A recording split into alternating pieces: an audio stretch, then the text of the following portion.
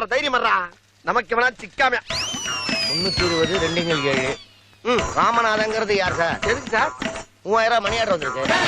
3000 ஆகா ஆண்டவனா பார்த்து அனுப்பியிருக்கேன். ஆட்டைய போடுறா பாண்டி. என்கிட்ட வந்து என்ன கேள்வி கேட்கிறான் பாரு. இவரை பார்த்தா ராமநாதமே தெரியல உனக்கு? அவர் வீட்டு வாசல்ல குத்துக்கள் மாதிரி வந்து உட்காந்துருக்காரு. ராமநாதன் கிட்டே வந்து ராமநாதன் எங்கன்னு கேட்டா அவர் எங்கேயா போவார் பாவம்? வீடு பூட்டி இருக்கு அதான்.